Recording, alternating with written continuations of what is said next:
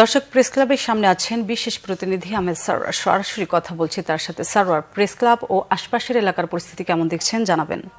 এই মুহূর্তে প্রেস ক্লাবে পেশাজীবী সমন্বয় পরিষদের একটি মিটিং চলছে, অবস্থান কর্মসূচি চলছে।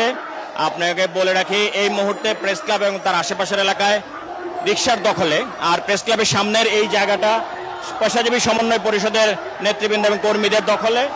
আর আশেপাশে আমরা কোনো গণপরিবহন দেখা যাচ্ছে না, পুরো রাস্তাতেই যা চলছে শুধু রিকশা।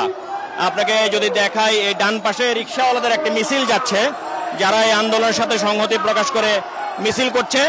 আর গণপরিবহন কোনোটাই পল্টন থেকে এইদিকে আসছে না, দু একটা চলে আসলো, সেগুলো আবার প্রেস ক্লাবের পূর্ব পাশ দিয়ে সচিবালয়ের ভিতর দিয়ে ওই রাস্তা দিয়ে পাঠিয়ে দেওয়া হচ্ছে।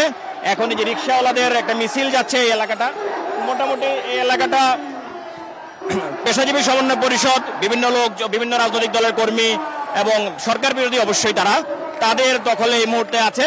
তবে আপনাকে বলে রাখি যে এই মুহূর্তে এই এলাকার আশেপাশে আমরা নিরাপত্তা বা আইন শৃঙ্খলা রক্ষাকারী বাহিনীর তেমন কাউকে দেখছি না, বা সকাল থেকেও দেখিনি।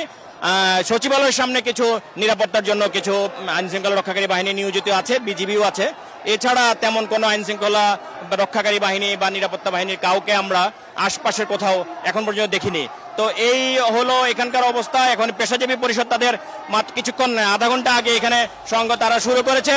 সেই এটা শেষ হলে, সেই তাদের বক্তব্য শেষ হলে, অনুষ্ঠান শেষ হলে তখন বোঝা যাবে এখানে কি হয়।